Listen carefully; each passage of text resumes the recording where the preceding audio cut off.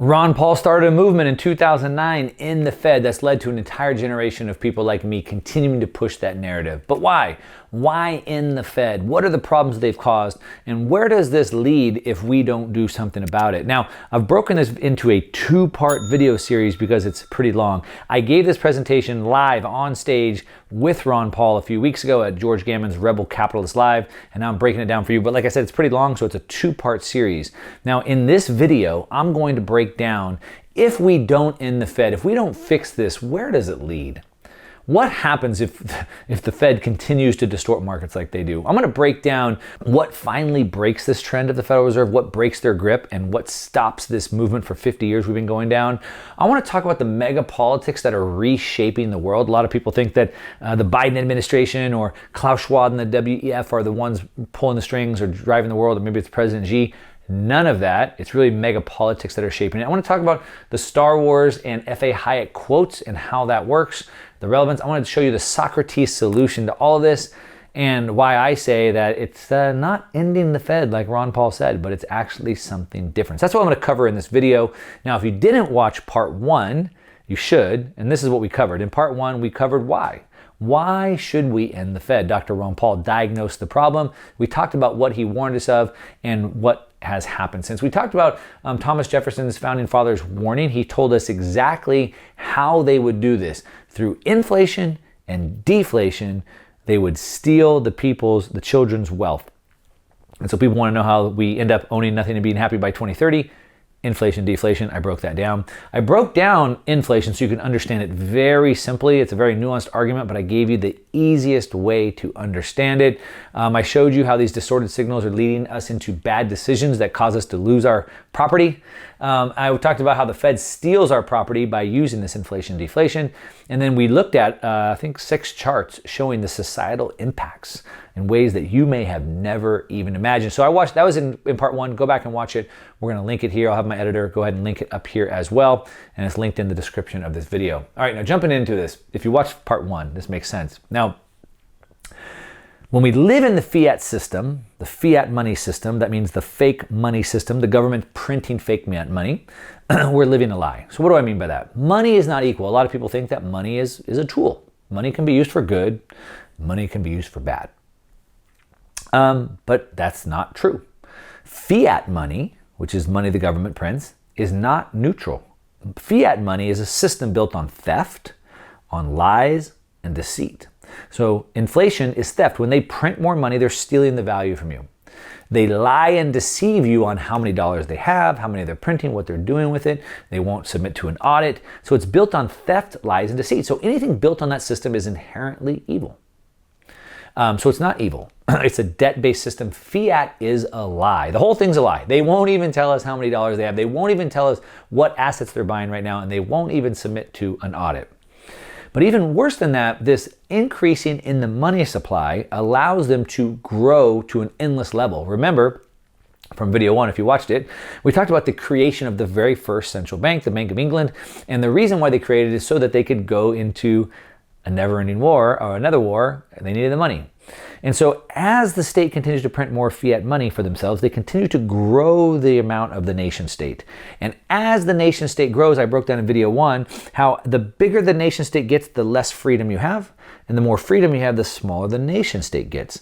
It's exactly like this. And so as they've continued to grow bigger and bigger and bigger, they've turned into a totalitarian state. We can see that they are now trying to control corporations through these ESG narratives. They want to force us to use a health passport in order to gain access to society. We have to show this thing. They want us to use central bank digital currency so they can control every aspect of our money or purchasing power.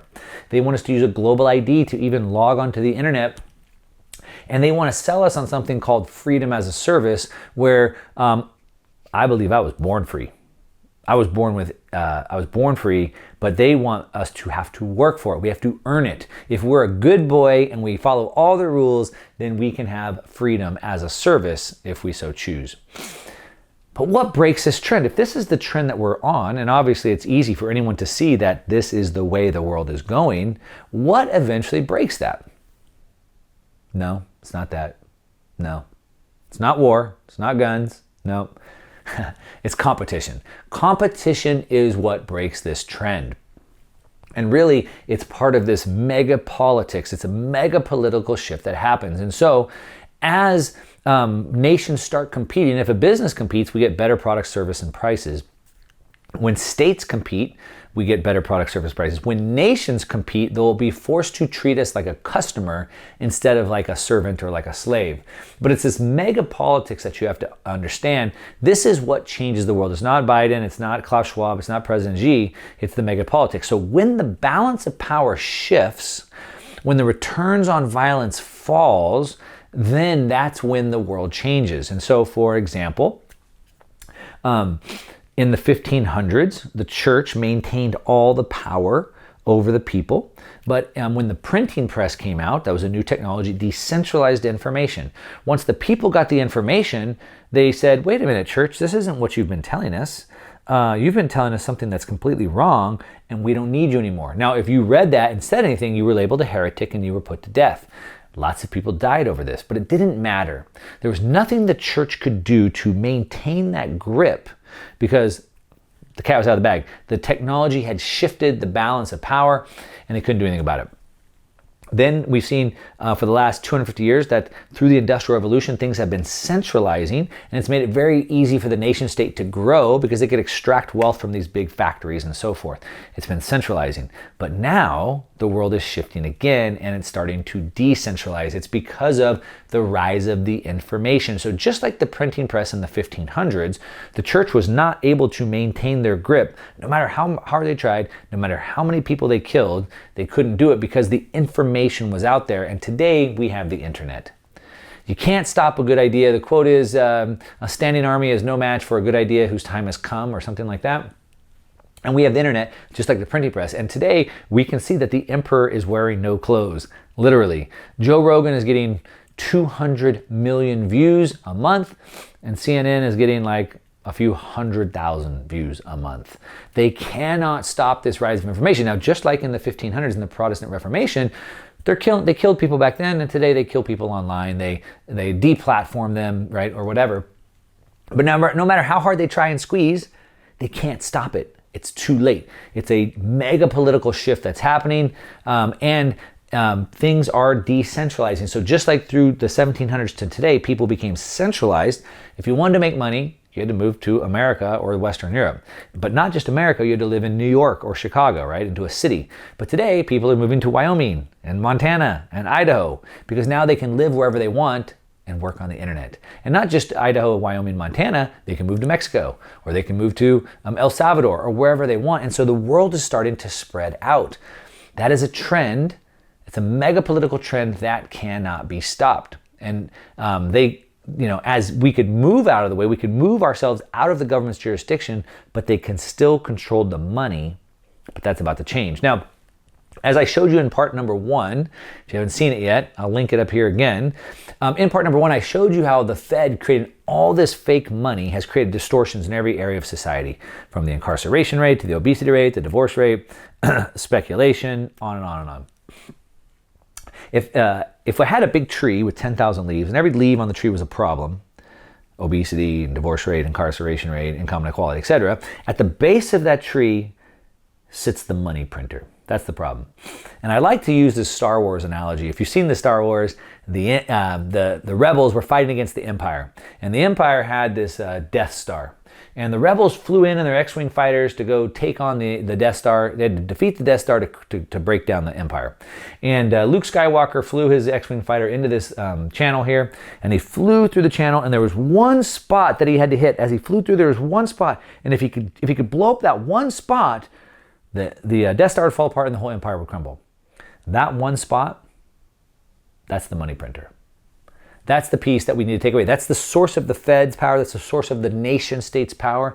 That's the source of their power to lock you down, to censor you, to do all of these things, to go to war. Now, we can't just take the money printer away from them. My favorite economist, F.A. Hayek, said, we can't have a good money again until we take the thing out of the hands of the government. So we'll never have good money again until we take it from that government. But, he said,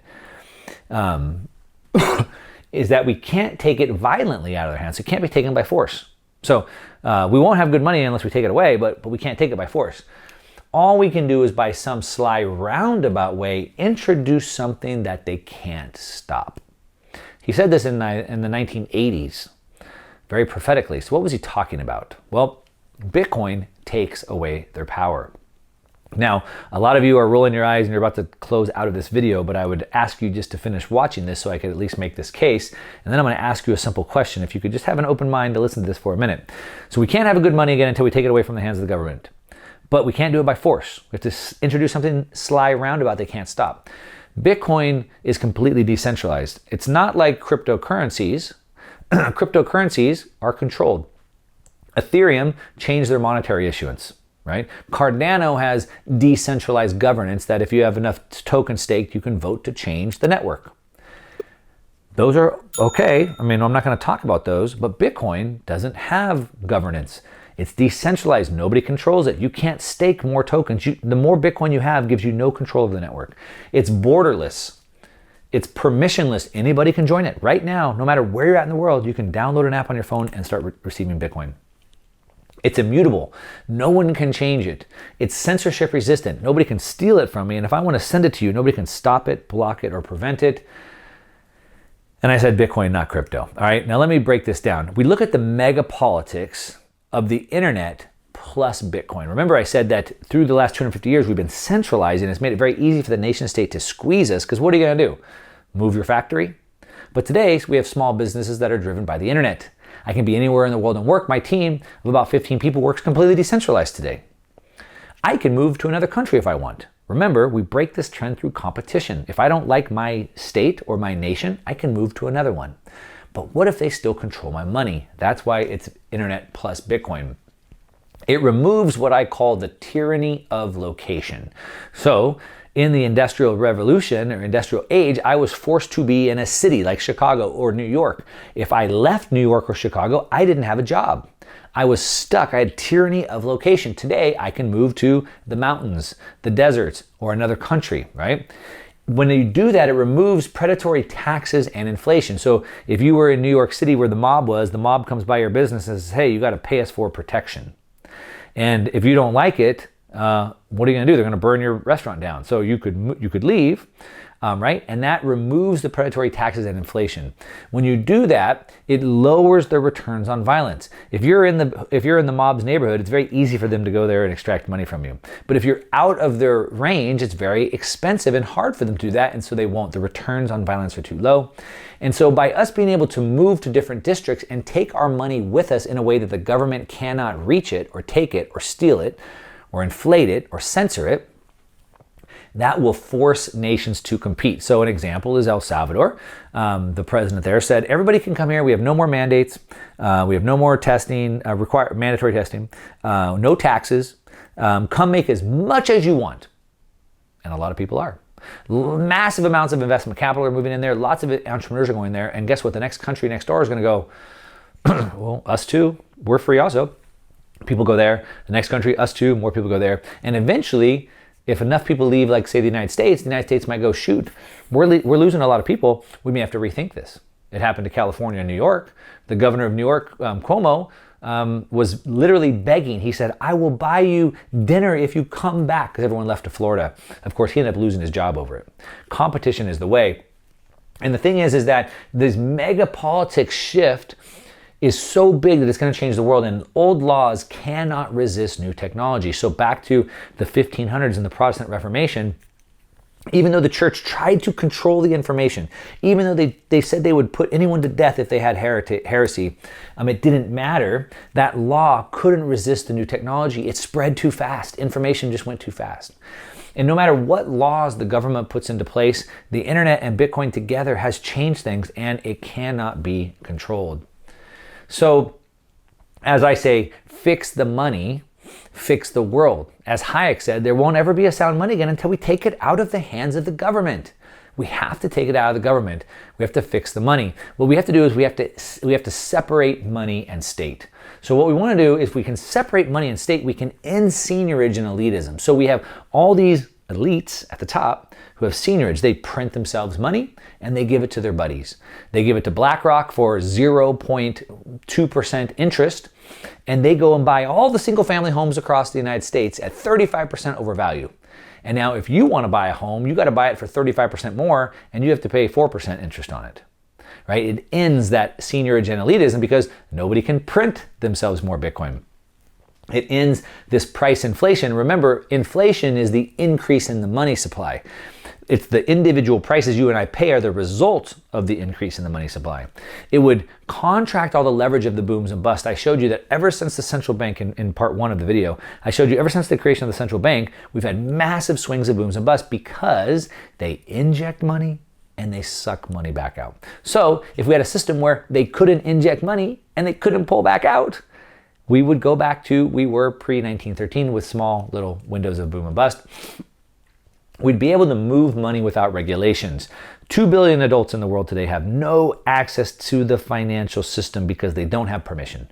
They're not allowed to join. If I want to send some money to you in Nicaragua or El Salvador or Mexico or Turkey or Iran, it's very difficult because I have to go through all these government regulations. It slows things down. It drags on the economy.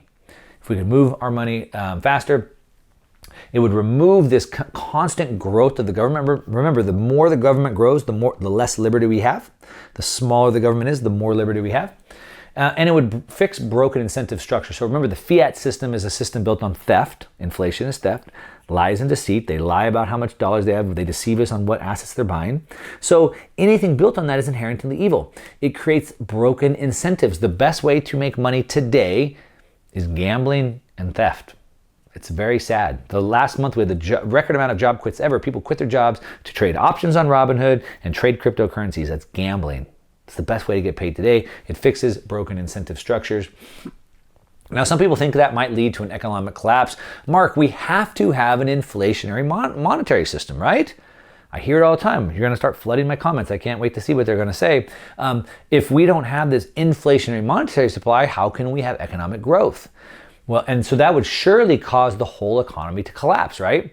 Well, what I would say is that does the state being involved in every facet, controlling who you can and who you can't send money to, what businesses can do what, how much you have to pay for what regulations, what licenses you need, does all that involvement in the economy improve it? Does it make it better? Does it make it more vibrant? Or does it drag it down, make it slower and less efficient? If you guess or if you answer less efficient, then how could getting the government out of that be worse? Think about that. The government, what they do is the government cannot give something it has not taken away. So all they do is redistribute. They tax money from productive people who create wealth and they give it to people who don't create wealth. That destroys production. And so if we could keep money in the hands of the productive people, we could improve efficiency of resources, we could have an explosion of the economy. Now back to Socrates, I said I was going to give you the Socrates method. He said, the secret to change is to focus all your energy not on fighting the old, but on building the new. So what does that mean?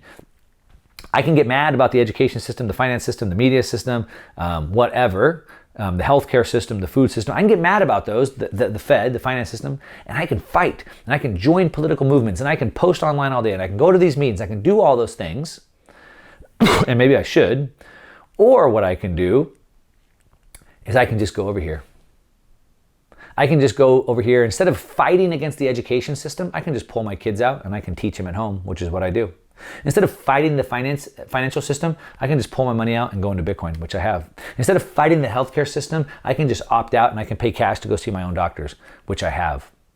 Right? Instead of fighting the food system, I can just work with local people to grow my own food, which I do.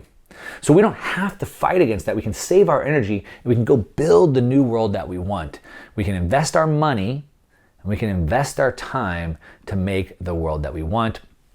Back to Thomas Jefferson, they said the issuing power of currency shall be taken from the banks and restored to the people who it properly belongs. The people, the banks, central banks should not be allowed to print money. As long as there's one group of people who are forced to trade their time for money, and there's another group of people who have a money printer, it leads to slavery every time. I'm not saying that taking it from one group of people and giving it to another, like the people at Ethereum that can create their own monetary supply. I'm saying we take it away from everybody so nobody controls it. And finally, back to where we started, Ron Paul started a movement in the Fed. 2009, he wrote the book. It brought attention to the in the Fed, why in the Fed, and I'm carrying the torch for in the Fed. But I say it's not in the Fed, it's make the Fed irrelevant. We make the Fed irrelevant not by fighting against it, but rather going and living in a new system. All right, now this is the second part of a two-part video. If you missed the first part, it's linked down below video 1. I gave this talk live at George Gammon's conference, Rebel Capitalist Live. I was on the stage with Ron Paul. Hopefully you've enjoyed both parts. If you haven't watched both parts, like I said, there's a link in the description for the other video. Hopefully you'll watch it. Give me a thumbs up on it if you like it. If you don't like the video, that's okay. Give me a thumbs down. But at least, the least you can do is give me a comment and tell me why you didn't like it. And don't say, Mark, you're an idiot. Try to dispute something. Tell me what I got wrong. I get stuff wrong all the time. I'm happy to admit it. I'd love to see your point of view. Other than that, that's what I got for you today, all right? To your success. I'm out.